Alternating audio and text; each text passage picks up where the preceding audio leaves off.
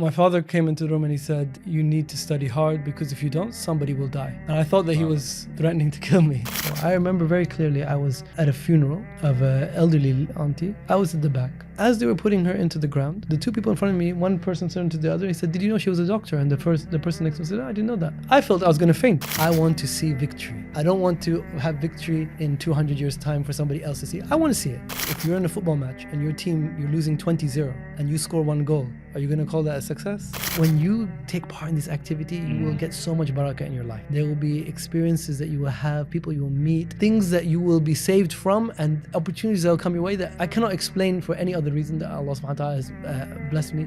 How can we sleep at night? We don't even know that this happened. Do we know that the number one job for our sisters in the Rohingya refugee camps in Bangladesh is what? Prostitution.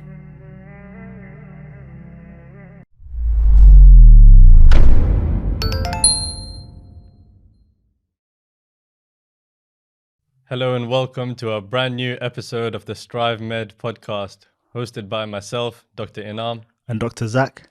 And Alhamdulillah, I just wanted to say today I'm very, very grateful to be here at this time, in this place, with this guest. Honestly, I think there's one thing that I love about podcasting is getting that uninterrupted time with people that I really respect and admire. Allah Barak. Dr. Wajid Akhter, thank you so much for coming today. Jazakallah khairan for having me. Assalamu alaikum. Wa alaikum salam wa rahmatullahi wa barakatuh. May Allah bless you and increase the beneficial impact that Allah has allowed you to have within the ummah, within the wider community. Alhamdulillah, Dr. Wajid Akhter, he is a qualified GP, keen historian as well, and the founder of Charity Week, which is an immense project. And we'll get more into that. We'll tell you all about it, but I'm sure you would have heard it. It's an international charity organization. Alhamdulillah. Also someone who's served as a mentor figure in my life, Dr. Zach's life. And so yeah, first and foremost, just we really, appreciate all the help that you've provided us over the years in our career, our personal endeavors as well, our journeys as doctors and, striving to do the best that we possibly can. Very much grateful for that. So pleasure's all mine. Jazakallah khairan. Yeah. So I think we'll get straight into it. I don't think there's a need for any further introduction from myself with regards to who Dr. Wajid is. And we'll get into the podcast. As Inal mentioned, we'll speak more about Charity Week, which is something that I personally really want to get into and pick your brains about. Initially, so with all our guests, we usually do is we discuss the individual's journey into medicine. Just so the viewers can get a bit of a feel about the individual's background, etc. So we would like to ask you, where we want to start off is just after A-levels, what was your journey like? Initially starting, what sort of got you into applying for medicine in the first place? My father is a doctor, and growing up, medicine was all around me. He was very interested in his field. He's a cardiologist. So I grew up in that environment. I didn't know anything else. I can't add or subtract to save my life. So my options narrowed to medicine.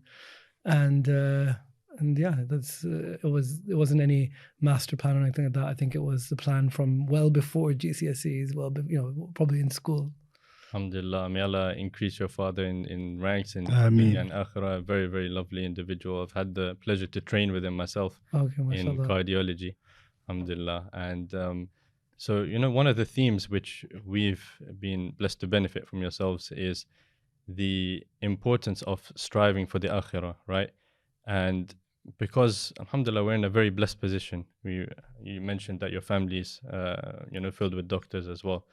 That gave you a very good position and a platform for you to excel, right? Mm-hmm. It's something that you've really stressed is the fact that we're amongst the most blessed within society. And obviously, if anything, we should really be reaching for the high aspirations, for the heights, of society in order to give the maximum impact that we can. So that's something you always emphasize, right? So going through your journey in medicine, how is it that you decided, or you had that fire and that spark was ignited that, okay, there's other projects, there's something how I can expand my impact beyond the actual curriculum? It was before even I got into medicine. So I was studying for my GCSEs back in Saudi, and I wasn't, really studying that hard. I think the book was upside down. I was pretending to read that kind of stuff. And my father came into the room and he said, you need to study hard because if you don't, somebody will die. And I thought that he was threatening to kill me. Yeah. So I said, are you going to kill me? And he goes, no, listen, if you study hard and you get good grades in your GCSE, you can get into a good school, you get good A-level grades, you get into a good university, you get a good degree, you get a good job, you get a good salary, you give a good amount of money in zakat. You don't study hard, you don't get good grades, you don't get a good degree, you don't get into a good university, you don't get a good job, you don't get a good salary, you get a small amount of money in zakat. The difference between that large amount of money you give in zakat and that small amount of money you give in zakat is the difference between life and death for a lot of people. And they don't deserve to die because you couldn't be bothered to work. And that changed my mentality because I was no longer working to get a grade. I was no longer studying to pass an exam. I was the why, there's this great video by this guy called Simon Sinek, Start with the Why. But this is our Islamic culture already. إِنَّمَا الْأَعْمَالُ بِالنِّيَّاتِ. The Prophet ﷺ said, actions are by intention. What's your intention? My intention changed from passing exam to getting a good life for myself, a good job. All those are still there. But there's an ummah that needs help. And I've been given opportunities and I cannot neglect those opportunities because a lot of people, and it's not an exaggeration to say that, will die. £5, that's how it takes. £5 will let a child in Somalia or Syria survive to another day for food. £5. That's a lot. That's not a lot of money. For us, we don't. If we lost £5 in our pocket, we wouldn't even realize it when we got home. But for them, they would not be alive tomorrow. So that's the fire started there. Even before that, we're constantly reminded, to have this ummatic vision. See your brothers and sisters outside. Don't always look at yourself. Think about those who are not in the room. Think about those children who right now they're smarter than you, much smarter than you. Yeah. They worked harder than you, but because they didn't have the opportunity that you have, they're never going to get into university. Because unfortunately, they have to work now in the chicken shop, or they have to work somewhere else to get their to help their family stay afloat. So they don't have the opportunity that you had. And if you think about them and you think, subhanAllah, I have the opportunity, maybe I can help them. I'll work a little bit harder. That's very profound. I think that's a very profound tarbiyah point, which your father was emphasizing. And it's very important to remember this constantly, because the strength of the intention will actually determine whether once you reach that position of influence or position of monetary power, whether you'll actually use it for good. It's all about the strength of the intention which you make. A lot of people, their intentions may start off good, but then once they get that money, they don't actually remember and realize that, subhanAllah, £5 can actually be the difference of life and death.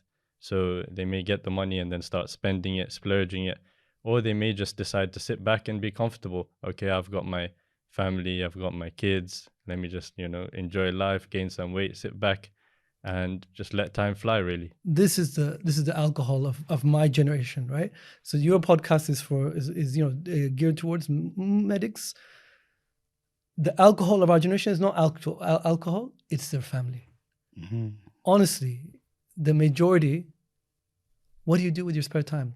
I spend it with my family. Yeah, so what do you think? The animal street spends his time with the family, right? The beggar spends his time with the family. What's the difference between you and everyone else? Oh, what do you do on the weekend?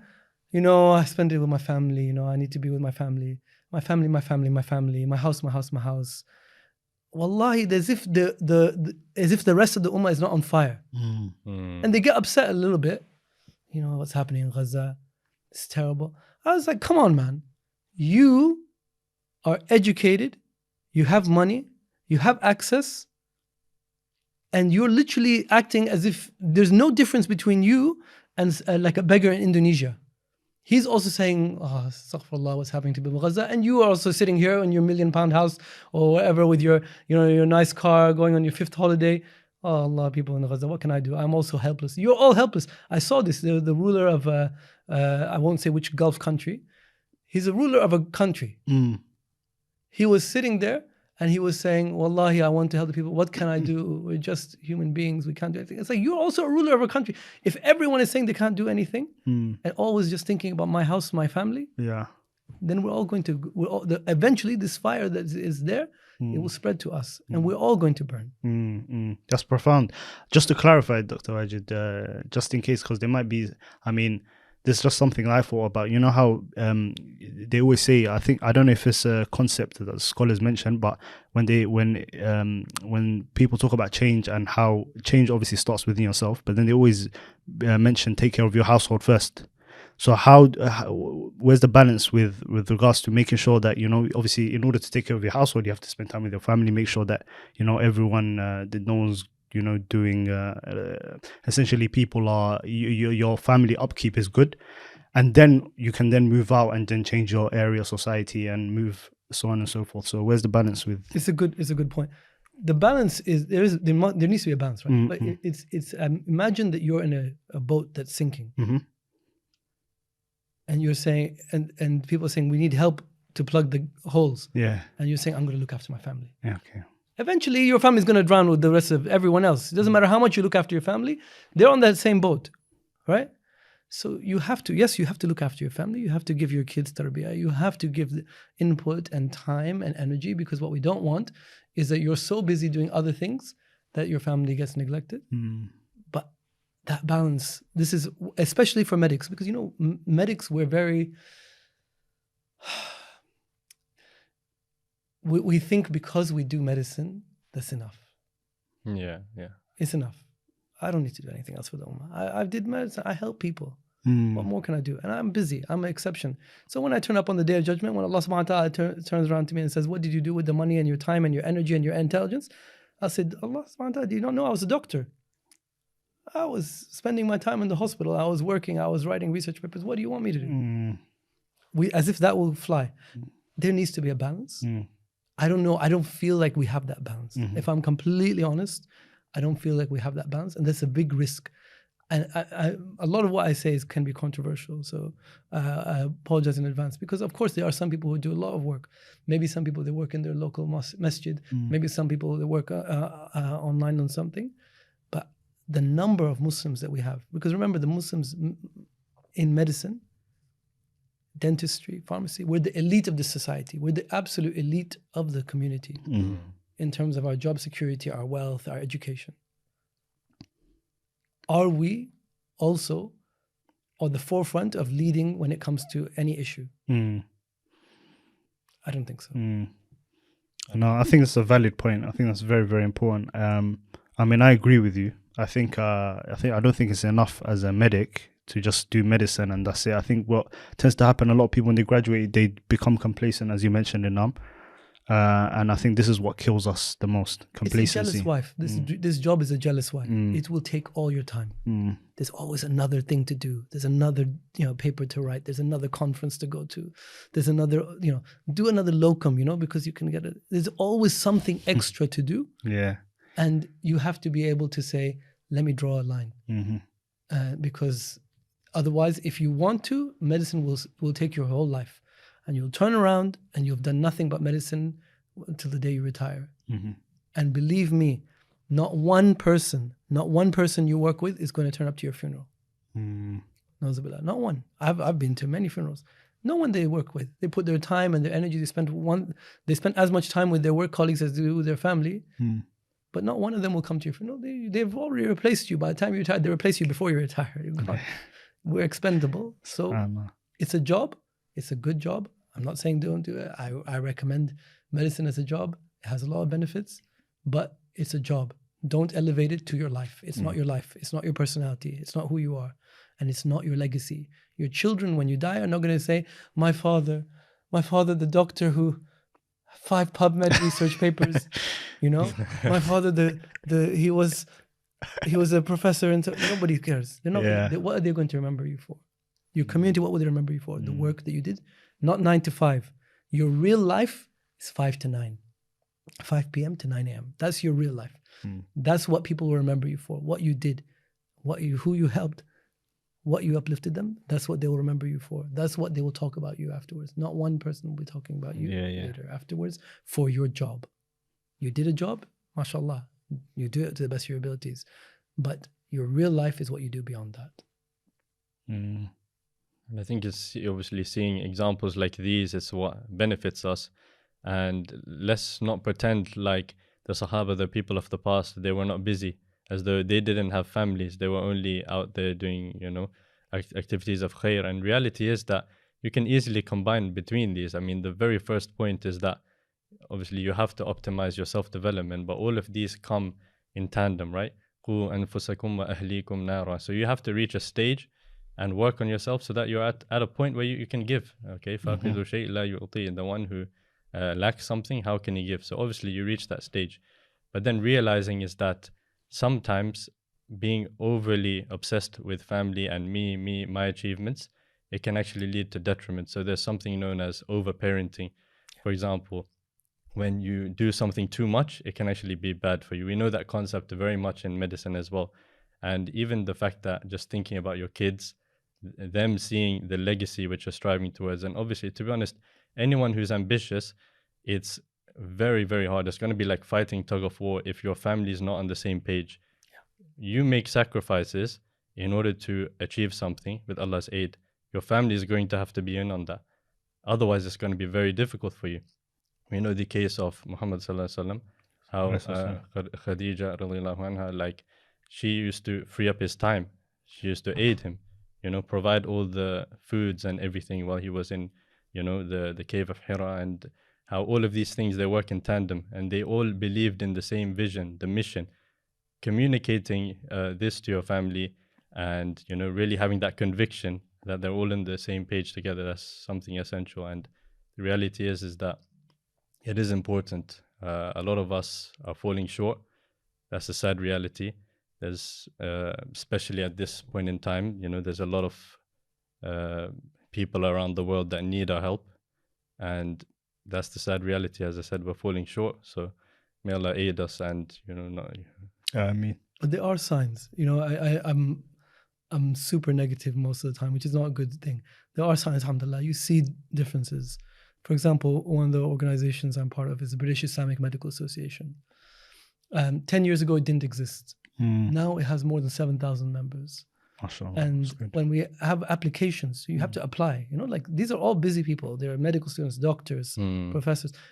They're stressed out all day, and now they're applying to do volunteer work. In their spare time, in their weekend, in their nights, they're having meetings. And we see so many people that are coming forward. They're doing, and the variety of programs, they're teaching CPR in masjids. Yeah. They're teaching about diabetes in Ramadan. They're buying toys for the children in hospitals for Eid. So you see that there is a real desire, because we feel there's a missing gap. Especially Muslims, we're connected. Like all of us, we feel upset about what's happening to our brothers and sisters, whether it's in Sudan or Syria or Gaza. We feel it. Similarly, we want to do something, and you see that if given the right opportunity, if given the right motivation and inspiration, people are really taking it, inshallah. And I think that's something I learned, that actually don't keep cursing the situation. You should see how it can change, inshallah, and that you can. And really, when you begin to see it change, a lot of people, it's very inspirational, mashallah. Putting in time and effort, day and night, in many different projects, different places. Yeah, no, I echo those sentiments in terms of Bima. I think Bima do fantastic work, great work. I was exposed to it when I was a second or third year med student, and mashallah, like the work and the outreach they're doing is amazing. I think that was a very important point for our viewers, especially when we maybe deflated a few individuals. I think in order to inspire them again, I think one thing that we want to discuss, which we alluded to earlier in the podcast, is Charity Week. Okay. So we want to initially start off for those that are not well acquainted with what Charity Week is. Just tell us what it is initially, and then we can move forward from there. Charity Week is a unity project. It's a project that wants to instill a sense of unity amongst young Muslims across the world, regardless of their background, their age, their gender, their educational level, or their methodology. That we have much more in common than we have that divides us. And the vehicle it uses to bring about that unity, showcase that unity, is charity. The real intention is not the charity. The intention is the unity. And we say this in every meeting, in every event. We say that we don't care if you raise £1 or £1 million. We want people to work together. We want, in a campus, instead of an Islamic society and a Pak SOC and the Arab SOC and the Bangla SOC, we want them to come together. We want, instead of those who pray 5 times a day and those who don't pray even once a week to be completely separate from each other, we want them to come together, because we know that when we come together, inshallah, we all progress towards the good. And this is a fitrah amongst us. And when we're united, the non-Muslims even want to come and work with us because they see the beauty of Islam. It's much more beautiful when it's united. So the way we do this is 1 week in the year, as it says in the name. Every students from across the world, they collect money for orphans and children in need. The Islamic Relief is the charity partner. Is the which Charity Week operates under.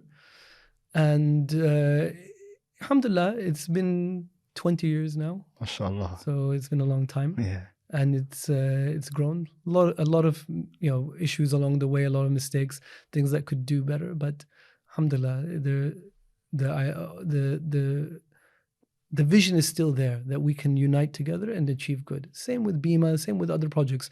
The unity is something that really inspires people. This is a missing ingredient in the ummah. Yeah. Another project I'm working on right now is the Muslim vote.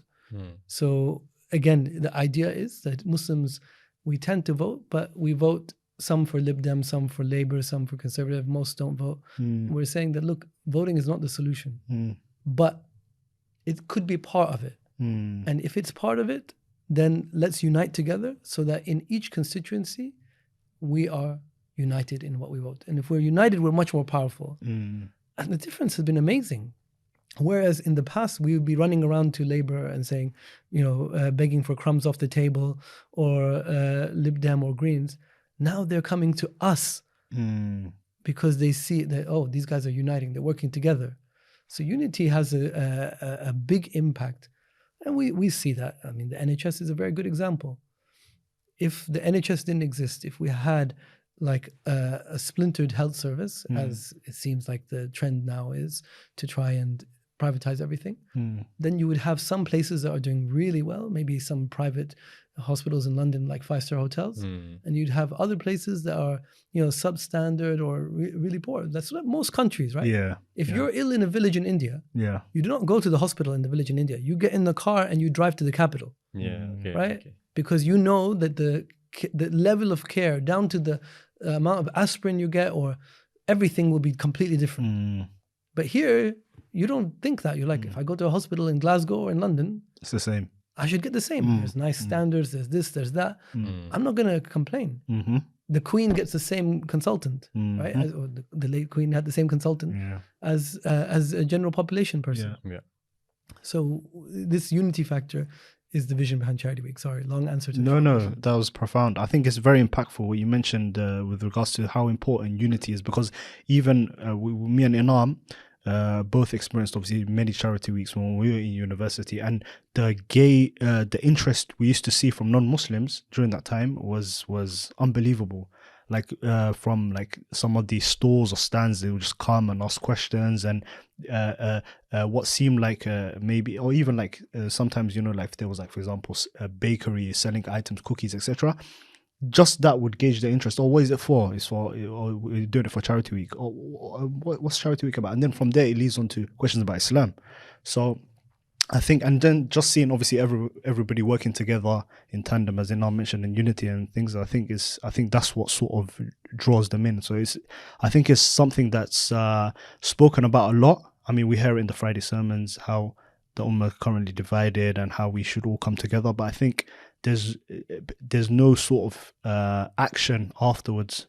So I think this is a perfect example of that sort of what you sort of doing things like Charity Week and focus on unity, what it brings in terms of. It's not easy. I'll use a medical example, right? When you have a trauma call in the resus department, the example I use is the red phone. I don't know if they still have the red phones, but in a lot of accident emergencies, they have the red phone. When the red phone rings, it means that someone's coming into resus. It's an urgent case. It's life or death now. When the red phone rings, it does not matter whether you're on your way to your lunch, whether you're seeing a different patient, whether you're busy or whatever. The whole team comes together out of thin air. There's no meeting that let's sit down. Are you going to come to the meeting? Who's going to be in charge? It's my turn, your turn. What's your madhab? There's no discussion. Out of thin air, a team just forms because it's life or death. There's no discussion on who's the team lead. The most senior person is leading, automatic, right? There's no discussion on what are you going to do. Everyone knows their role, almost like it's inbuilt within us because every second counts. We need to save this life. And we work hard and it's qadr Allah whether the life gets saved or not.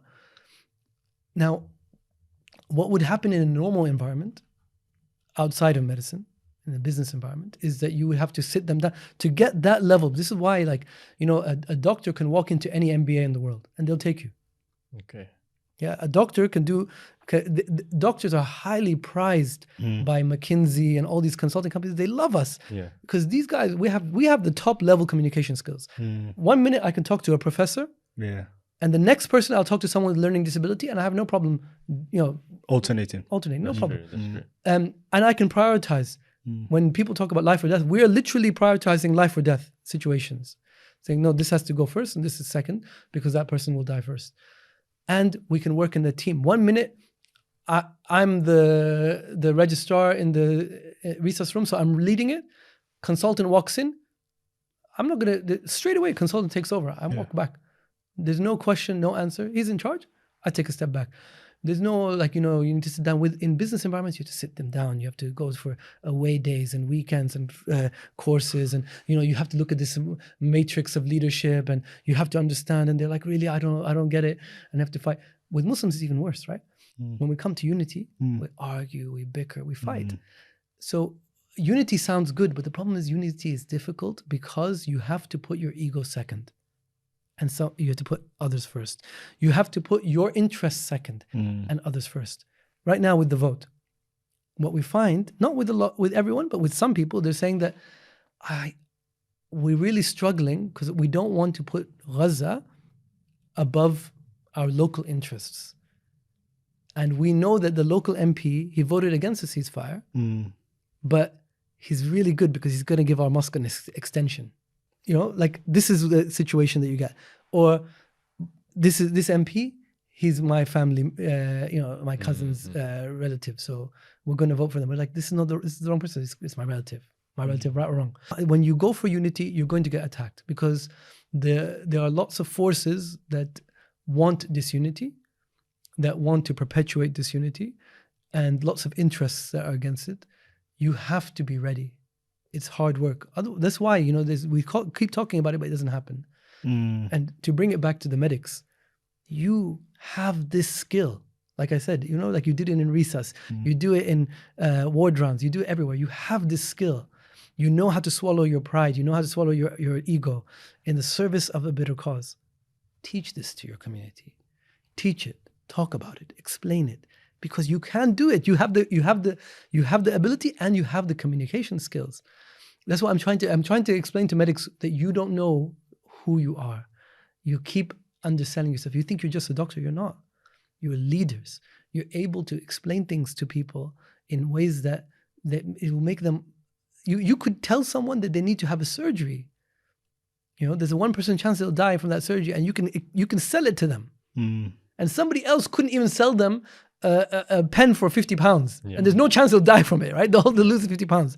But you can sell them the surgery. You have this power. Use it for good in your community. Uplift your community. Unite your community. And they respect you. People respect doctors, right? Why do they respect us? Because we work hard. We try to be honest. And they know that, look, these guys, they could have made a lot more money being a banker or something else, right? But they're working here and they've got our best interests at heart. We go the extra mile. Generally, like as a profession, we try to go the extra mile. We care for our patients, in general. So we have that respect. Use it. Don't just use it so that they say, Dr. Saab, or you're doctor. No, use it to do something good. It's true. It's obviously that with that respect comes the ability to influence. And obviously you mentioned, one of the things you mentioned earlier was stable job, stable career.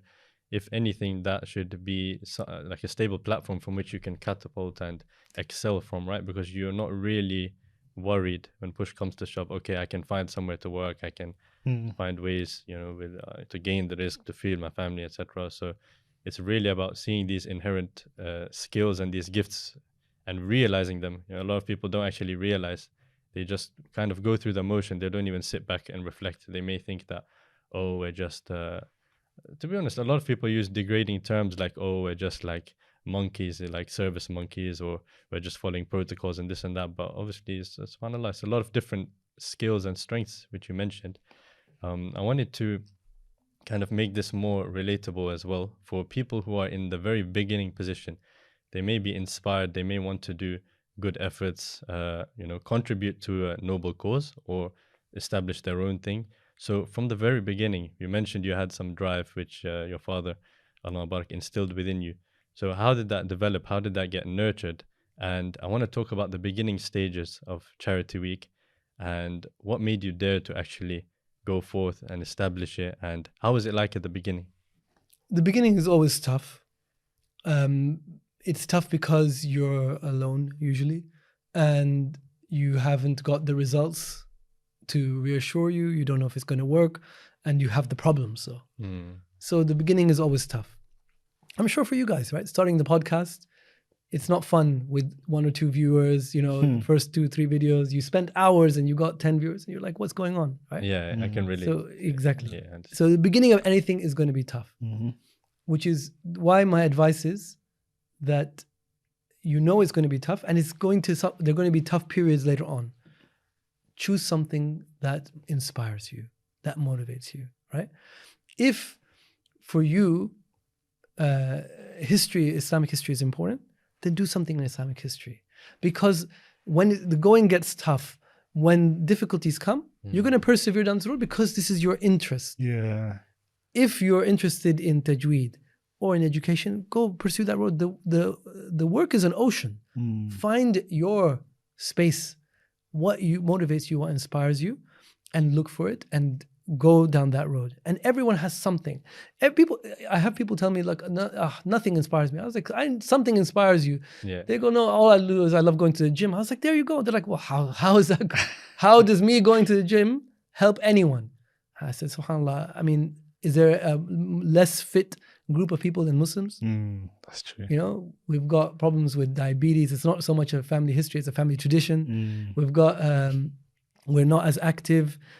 We have a problem with overeating. You can go, if you go to the gym and you have like interest in physical fitness, then you can translate that and promote that in the community. Even something as simple as telling people, look, make sure you go for a walk, right? 5 times in a week. Or just telling them how to do diet and how much water to drink. Ramadan's coming up. Maybe don't have meat every single day, because having meat every single day increases the risk of cancer by this much. And so it's just about taking your interest, your passion, and channeling it, and you will find that many people can benefit from it, inshallah. It will make you a better doctor. It will make you a better doctor. This is the crazy thing. Because you have someone said that true innovation is in the overlap, right? So it's not, if you're a doctor and let's say you have an interest in, like I said, physical fitness. Yeah. it's the overlap between those two that you have the most interesting things that will happen. You can bring the overlap. The other point is medicine is a lot like Islam. What do I mean by that? It's a overarching field that has a brilliant past and hasn't really got an amazing future. You know, at the moment, it's in a very difficult time. It's grappling with the current technology. It's not sure. There's so many changes happening. You know, you have physician associates coming up, privatization, strikes, and it's really difficult. It doesn't know how to grapple with it. So Islam, we're struggling with a lot of things. We have so many crises coming up. We're not really sure how to grapple with it. We had a great past. We love talking about Ibn Sina. We keep talking about one guy. That's it. And as if the whole of Islamic history of medicine was Ibn Sina. And we're not really sure what the future is going to bring. And it's quite worrying because we feel like the future seems like it's going to be taken over by these technological firms. There are a lot of people waiting in the wings to bring us down. Medicine is expensive, and to privatize it or to make it into an app or to make it into a AI or something like that. Yeah. So there's a lot of lessons that we can learn, or that you can learn from medicine, the way that medicine is working, the way that they're running hospitals, the way that the field is going, and what we are doing in Islam, and we can have a lot of transferable stuff. Interesting. There was something I wanted to touch upon that you mentioned. And actually An'am alluded to it as well, and you were mentioning that how everyone needs to figure out what their niche is, what their orbit is, and then obviously decide on what your sort of skill set is, what area it is, and then you can channel it, and that's how you sort of move on and move forth and do something sort of worthwhile whilst also being a doctor and being a medic.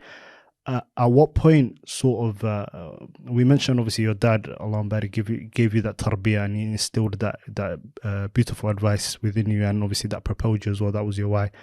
But at what point sort of did you realize that this for example Charity Week and Charity Week itself was sort of your calling? Charity Week is not my calling. It's the concept of unity. One thing that I enjoy a lot is reading history, as you mentioned. And I don't really just read it. I've tried to analyze it. So what made Salahuddin successful? There were many people before him who weren't successful, but they built towards his success. What made certain people win and others lose? And why did they lose? And what were the circumstances? The more I read, the more I understood, and it became very interesting. If you read Islamic history, and I recommend everyone to do so. I know there are not as many good Islamic history books out there, but invest some time in a few. There is no movie, there's no series, nothing like it, where this religion started out of nowhere. It conquered two of the biggest superpowers of the world simultaneously. It went in the same generation. These same people were at risk of starvation and annihilation, and the same people conquered two, not their grandchildren. They conquered two superpowers at the same time with one army, brought them down, built the largest empire the world has ever seen. It's still existent to this day. The people are still Muslim. Nobody's still Roman to this day. Right? Nobody's still Mongol. But Islam still survives across wherever it has reached. And then it went downhill from this kind of position of like insurmountable glory. It went downhill until it is where we are today. When you read this, it's like a movie, right? You say this guy is all powerful, then the hero's right on the floor on their knees. Now you want to know what happens next, right? And for me, it was very clear. Our downhill trajectory began when we became disunited. Because the religion is the same. The Quran is the same, the Prophet ﷺ is the same. In fact, we are bigger numbers, but we're not working together. Whenever we became disunited, we became humiliated. And whenever we united upon Islam, whenever we worked together, we had not only izzah, but glory, and we helped mankind. So for me, that became the concept. The concept of unity was my vision. But the concept could have been achieved various other ways. Yeah. So this is just one way. Okay. So Charity Week is just one way. Okay. And hopefully Bima is one way, and Islamic History Channels is another way, and Muslim Vote is another way, and so all these projects, the idea isn't the charity. The idea is the unity, the concept of unity, Got it. that we're better off together, and we want to promote this more and more until it gets to a stage where until it becomes a default. Right now, disunity is the default because we haven't seen unity. We see a glimpse of it in Hajj and we get really happy. Right? But we haven't seen unity. Our parents haven't seen it. Our grandparents haven't seen it. It's been so long. We've been on a losing streak for centuries.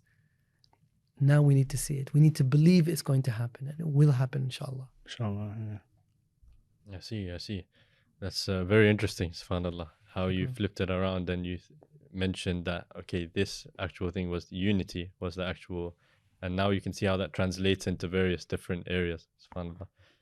How was the process when you saw the vision for Charity Week? You mentioned it's very difficult in the start, and obviously at the start you can see something, but a lot of people around you, they may not see the same vision, and that's fair enough.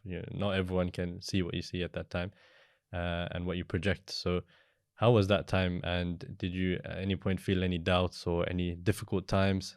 There were definitely difficult times, definitely doubts. Alhamdulillah, there were good people around at the time. But I remember, like, at the end of the first year,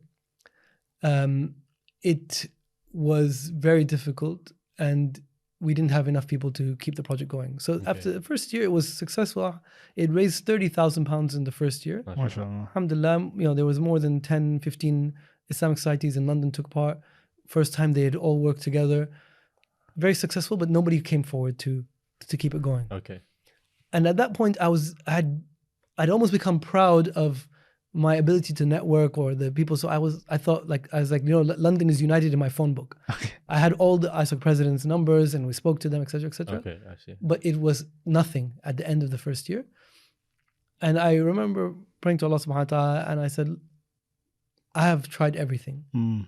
Now you need to help me from where I know not. And Allah subhanahu wa ta'ala, from that day to this day, He sends helpers from places I never know. The point I would make is just like, when you're starting med school, it can feel very difficult. It feels like it's a never-ending road. Same here. When you're starting any project, the key thing is consistency. If you've chosen the right thing, stick with it. Stick with it, because you don't know when the success will come. But if you stick with it, I guarantee you, let's say you choose education for the Muslims, that I'm going to work on education. I'm going to work on homeschooling. 1 year, 2 year, 5 year, 10 year, 15 year, 20 year, there's not going to be anyone in the country who's as experienced on you on this topic. Yeah. You have read, if you're truly serious about it, you have read everything about it. You have spoken to everyone about it. Everyone will know. You have the experience. You know everyone now who talks about it. So you are, you're a reference point for this, and you can add huge value. What happens a lot with us is we do a little bit. It gets a little bit difficult. Khalas, leave it. I'm just going to go and do some charity work. You know what? I got into a fight with that guy. I don't really like him. I'm going to go and read some history.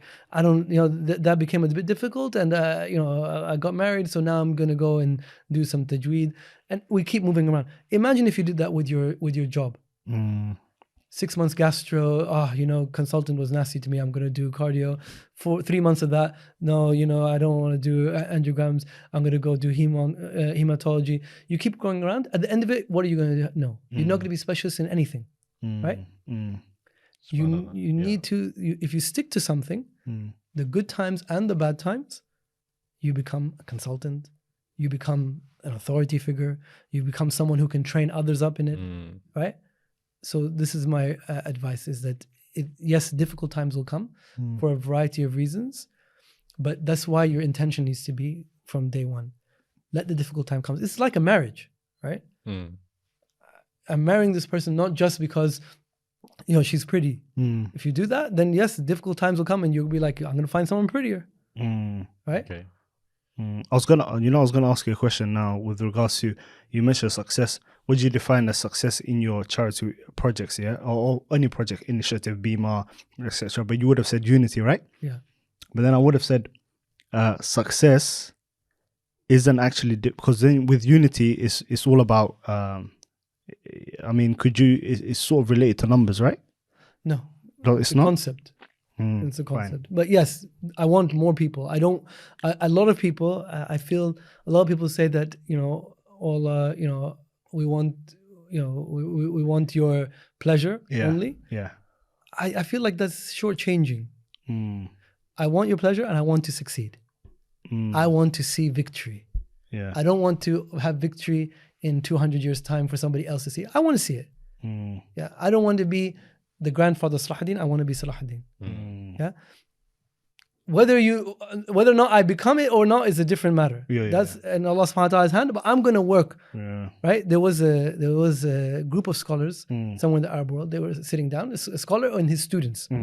And his top students, and he said, who do you think is the mujaddid? Right? Allah subhanahu wa ta'ala sends every 100 years a mujaddid, a group of people to cleanse the mirror of Islam, to show it again in the right light. Yeah. And they all started debating amongst themselves, is it this person, that person, this group, that group? And then he finished and he said, you're all losers. And they said, what? And he said, you're all losers because not one of you thought it was yourself. Oh, that's very deep. You all think somebody else is going to do it. Not one of you think that it could be you. And therefore it will never be you. So, unity, the success for unity is to get people to work together, whether it's one or two, but I want to see thousands. I want to see millions work together, inshallah. When we raised our first time, when we raised £1 million, Charity Week, someone, he said, do you ever imagine this would happen one day? And I said, yeah. And he said, what, you really imagine this? I said, yes. Do you think we started the project just as a joke and just like, let's see what happens, there's no plan? I said, it was planned. Yeah.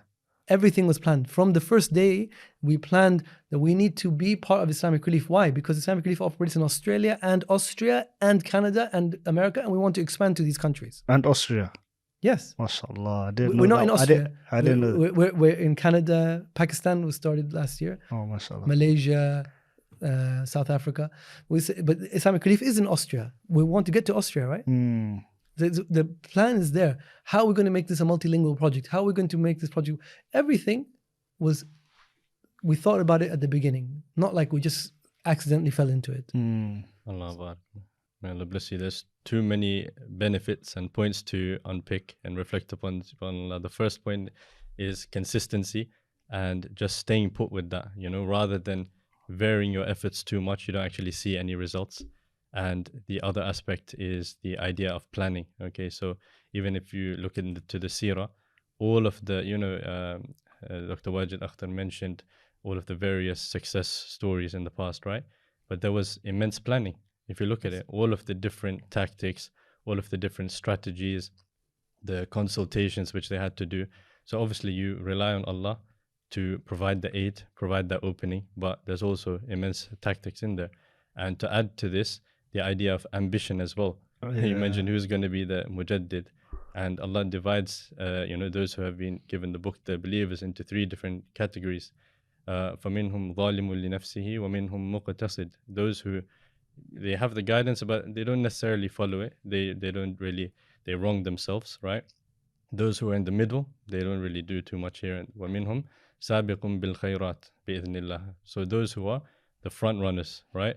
Allah divides the believers into different categories. Surah Al-Waqi'ah, وَالسَّابِقُونَ السَّابِقُونَ. Okay? The front runners, أُولَٰئِكَ الْمُقَرَّبُونَ. Those are the closest to Allah. There's different ranks for different believers based on this in the Akhirah. There's different levels of attainment, what you'll be able to achieve in the Akhirah. And for us to really have the opportunity to have this example today and this, alhamdulillah, success story, may Allah allow it to continue, accept it from you, everyone involved as well. It's very, very important, not just to hear these stories, but to take them, implement, see where is our space to contribute towards society, the wider ummah. And with that, I wanted to touch upon as well, you mentioned some of the difficult times. I wanted to ask you, what was that moment where that really settled in for you, that okay, Allah's help has come, the Nasrullah has come, opening where you saw that, okay, this is something spectacular, something that really, really memorable for you in the charitable journey? On the charity side, alhamdulillah, there are lots of examples. I'm not very sentimental type, so I tend to not focus on those, if I'm honest. I don't like to celebrate because I remember I was speaking to our team in Germany, and one of them said, "How does it feel to be so successful?" And I said, "You have to redefine success. If you're in a football match and your team, you're losing 20-0 and you score one goal, are you going to call that a success? Yeah. We're losing 20-0, right? Yeah. There's the majority of the world's refugees are Muslims. 45% of the world's Muslims are illiterate, cannot even read or write their own name, let alone read the Quran. 45%. Majority of the most corrupt countries on the earth are Muslim. The level of poverty, the number of orphans, the widows. So there are obviously some successes, and you need them to keep you going. But what really makes me feel like there's hope is when I see the young people come through and they're working for the sake of the ummah. For me, it doesn't matter whether it's charity work or anything else.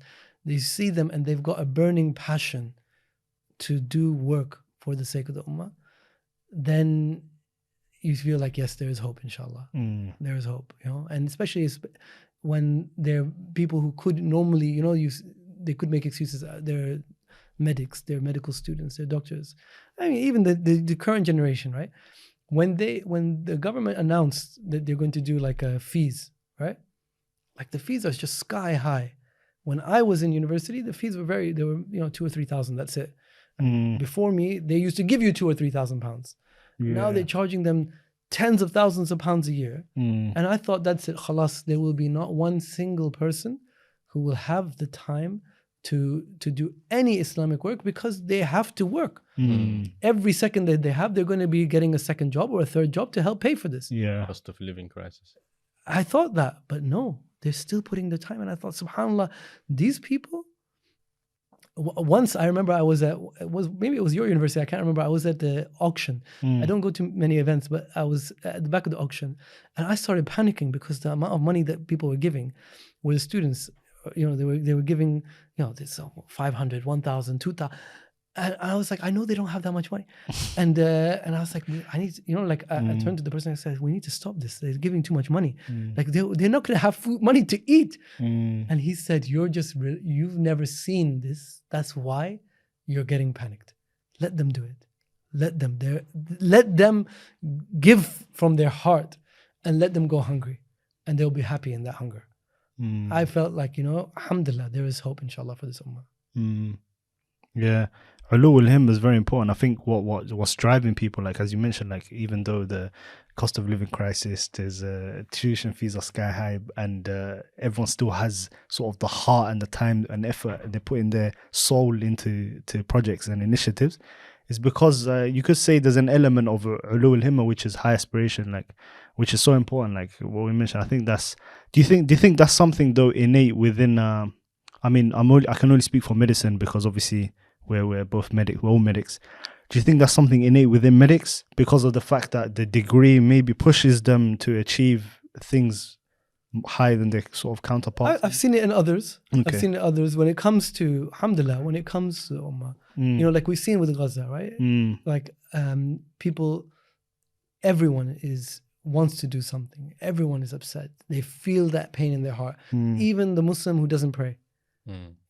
Suddenly that they feel it, they see the injustice, they see the bias, and they say, this is only happening because they're Muslim, for no other reason. So yes, this himma that you describe is definitely there in medicine because we're high achievers. Yeah, we've always been working hard to be high achievers, but I've seen that in other places as well. And then again, you do get medics that are complacent and just do the bare minimum, etc. So it's on an individual basis, and I think it's linked to iman as well. It links to the state of your heart.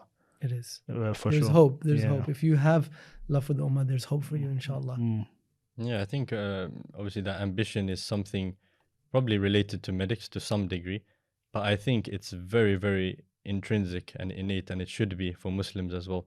Because obviously, that question which I asked you with regards to when was that moment when you felt like, okay, Alhamdulillah, this is really good. But you mentioned that, you don't really get too caught up in these things. There's always another mountain to climb, and that's the reality of the situation, especially for us, is that you don't rest until as in your scales are still counting until you're dead, until you're finished, until you're in the grave, and then you can experience that which is there afterwards. And So, the reality is that when we do something, okay, if we're striving to do it with a good intention, you do it, and then it's about acceptance. It's not about basking in the glory that, okay, this is it. I think a lot of the non-Muslims, they have this concept of like, when was that time when you made it?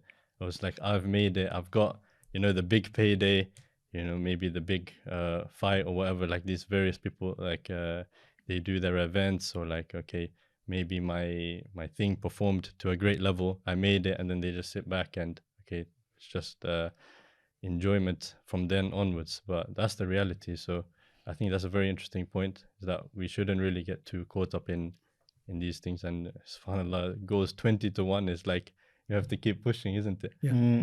But you will get, I promise, I can promise anyone, if you start on this journey of working for the sake of Allah subhanahu wa ta'ala, no matter where you go, Allah subhanahu wa ta'ala you will get so much barakah in your life.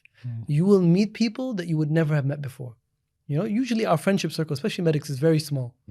Right? Because you have all these friends when you're at university, then you graduate and you lose touch with most of them. Yeah. Then it cuts down, and then you get married and you lose touch with even more. Then you have kids and you lose touch with even more. Then finally you end up with 1 or 2 friends, and that's it. Khalas, right? But actually, when you take part in this, then your network widens.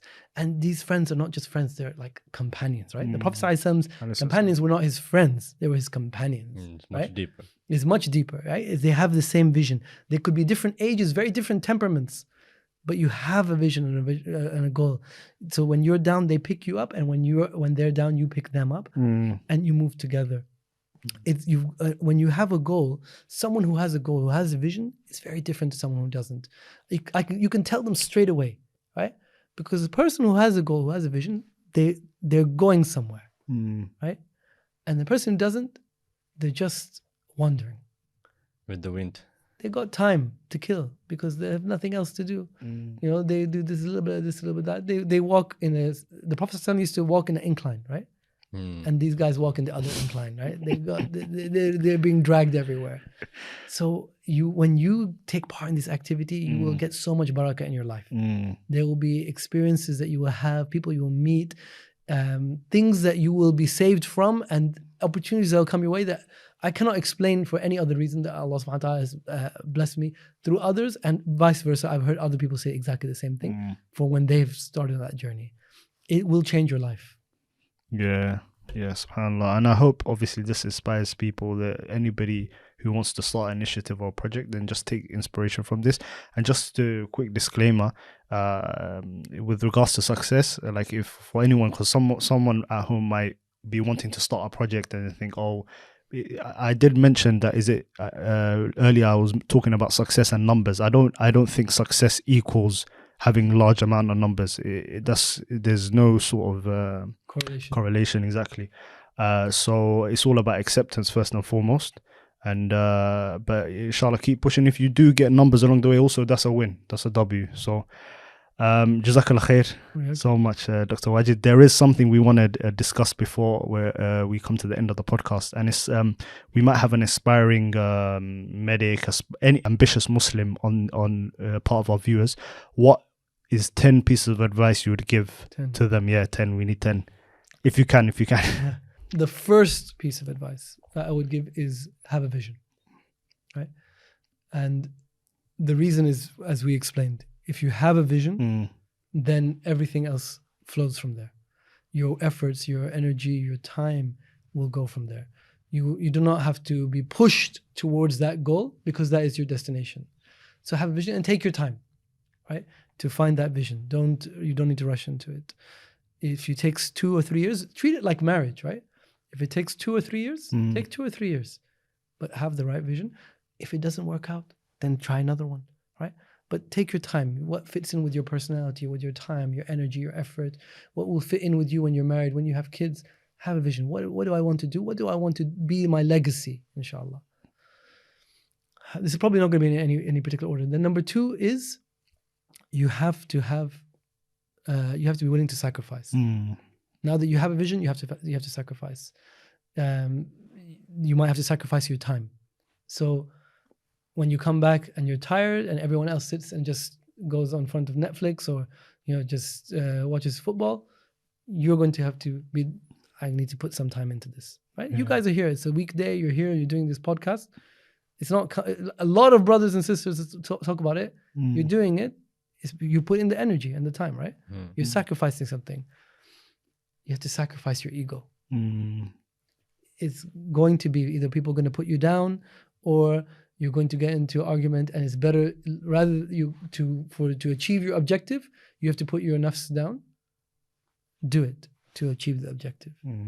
And number 4, you will have to sacrifice a little bit of your career. Not sacrifice your career. Maybe a better way to put it is make your career not your life. Make it your job. It's an important part of your life. But for far too many medics, it becomes their life. It becomes what defines them. It becomes the only thing they've done and the only thing they're remembered for. I remember very clearly, I was at a funeral of an elderly lady, auntie. I was at the back. As they were putting her into the ground, the 2 people in front of me, one person turned to the other. He said, "Did you know she was a doctor?" And the person next to me said, "I didn't know that." I felt I was going to faint. Because this lady, she had worked all her life to get into medical school. She went all the way through medical school. She became a doctor. She became a junior doctor, then a senior doctor. Then she did all her postgraduate exams. Then she worked all her life as a doctor. At her funeral, it was a sentence that was thrown away. Right? That's what will happen with us. So treat it as a job. Give it its due place and its respect. But it's not your whole personality. It's not your life. It's not your mission. It is a job. Number 5 is choose your partner wisely, right? Your wife or your husband that you're going to get married to, this person is going to go with you on a journey, not even till Yawm al-Qiyamah, but more likely forever. Yeah. Nothing, no decision you make in your life is going to stick with you that long. And this person is going to have the most impact on your sadaqah jariyah, your children. The most impact. SubhanAllah. People put more effort into what uni they're going to go to. Or their marriage, right? I've seen it, unfortunately. One of the problems of being old is that you see, I've got 25 years of experience where I've seen the number of divorces, right? And the traumatic divorces. Choose your wife carefully, or your husband. Choose it carefully. Take your time. Think about it. Look at every angle. Think about whether this person is good for your deen, dunya, akhirah, today, tomorrow, day after tomorrow, your personality, your family, your community, etc., etc., etc. And then, قَالُوا رَبُّنَا اللَّهُ ثُمَّ اسْتَقَامُوا. Say Allah is my Lord, and then stick with it. Stay put. Don't look left or right. Make it work, inshallah, because you both have a vision. I can't remember what number I'm on, but 5. I'll just give Dr. Wajid some time to think. I was going to mention something, based on what you said about choosing your partner wisely. You know how they mention you're a product of your environment? Everyone always talks about companions, friends, etc. But no one thinks about that. Your partner, your wife or your husband, they're going to have the most sort of effect on you. Like, you're with them 24/7 most of the time, like majority of the time. It's not going to be your friend. So, for example, if they don't have the same vision as you, if they don't have good characteristics, that's going to rub off on you more, and it's going to impact you way more than your friends would. You see your friends maybe at most 4 times a week, 5 times a week. Yeah. You're lucky if you see your friends. I barely see them. But yes, you're absolutely right. Another quick couple of points. These are not really like profound points, but one, the ambitious point, I think is a good one that you mentioned, because we quite often settle. So sometimes it just takes a small adjustment to turn something into something ambitious. I'll give you an example. There's a brother who's a GP, and in general practice, the safeguard, every GP surgery has to have a safeguarding lead. Yeah. Because if something happens with children, etc., there needs to be one person that everyone can go to and say that, look, I'm concerned about this child, or this, so that they can escalate it properly. It doesn't get lost. I didn't know who to speak to, or I was worried but wasn't sure. It goes through it. So he said, subhanAllah, we should have a safeguarding lead in every madrasa and every mosque. This will be useful. They should have a name, put it on the wall, and that way, if anyone has any concerns, any issues, it should go. Okay. And that's a good idea. Then he went one step further. So he's working on trying to get all the mosques together and educating them about this. You see that ambitious levels thinking, like saying that, I can see this problem and why can't I fix it? Whereas most people say, I wish somebody else would fix it. Right? So having that ambition, it's useful to take that extra step. To go that extra mile, because it can have a huge impact. You never know where it can go. Yeah. Again, I forget the numbers. This is why I told you my maths is horrible. Number 7. Yeah. Prepare the next generation, right? Because there are loads and loads of Muslims coming after you. And the only reason we are where we are today is because there are others who have kept the flame of Islam alive and who have taught us. So prepare the next generation, inshallah. Teach them, train them, inspire them. Number 8, the Prophet ﷺ said, in eloquence there is magic. In eloquence there is magic. Being able to speak profoundly is magical. If you're not someone who's good at communicating, I would recommend take your time and become eloquent. Usually you are eloquent about something you believe passionately about. Even if you're very quiet, I've met the most quiet, timid people, very insular, they don't like to talk about anything. And then you say, talk to me about Pokemon, then the little kid is just, Pokemon, I can tell you everything. And suddenly, this kid is like, as if he's like a world-class speaker, he tells me everything. And he goes into detail. No, you need to understand this Pokemon is like this, and then they transform into like that. And I was like, wow, subhanAllah. Because I found the right thing for that child. So become eloquent speaker on something, right? Because eloquence is a really useful skill to motivate and inspire others, to help get them to do what you need them to do, or to believe in what you want them to believe in, inshallah. The final point, I know I'm not going to get to 10, I'm bad with these lists. The final point I would say is that do work for your ummah. Be connected with the ummah, right? Because a lot of us, we forget that one of the ways to connect to Allah subhanahu wa ta'ala is through the creation. Our ummah is in dire straits. And the Prophet ﷺ said that if you, one of words to the effect that one of the cures for a hard heart is to put your hand on the head of an orphan. Okay. Why did he say hand on the head? Why didn't he say to look after an orphan? Why didn't he say look at the orphan?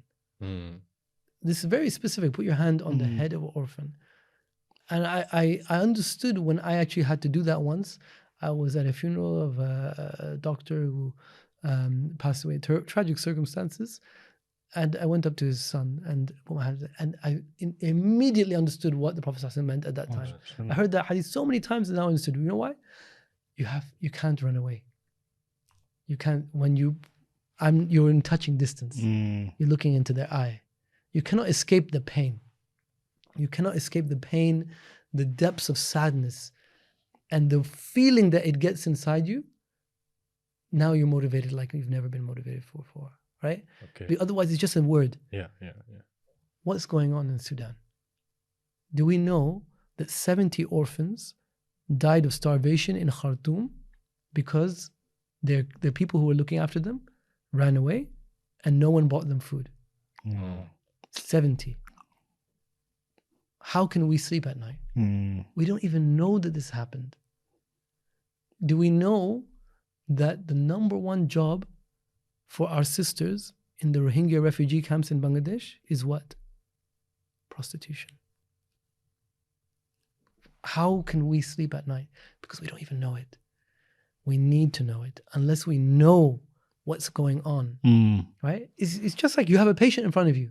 You want to know, you want the blood test because you want to know this patient is sick, is unwell. And the it's beeping all over the place, and you're like, this is something, I want to, give me the bloods, give me the x-ray, give me the stats, I want the ABG, I want everything. I want as much information as possible so that I can come up with a treatment plan. You need to be connected to your patient, right? You need to care about your patient. It's not just a piece of meat. So this is our ummah.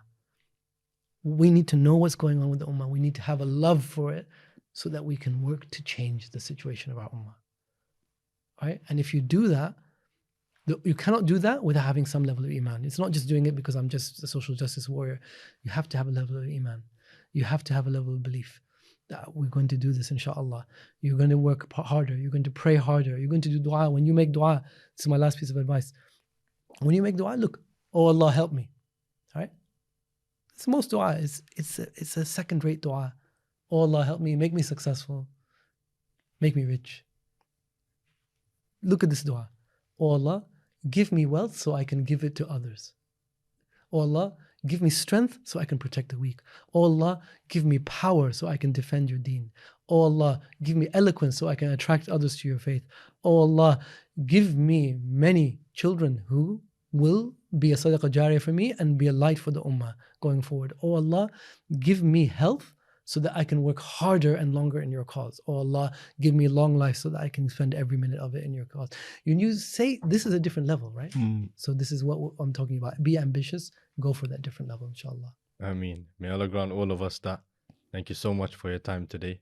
We really appreciate it. May Allah bless you. Ameen. And we hope all the viewers benefited. Jazakumullah khairan. Until next time, StriveMed signing out.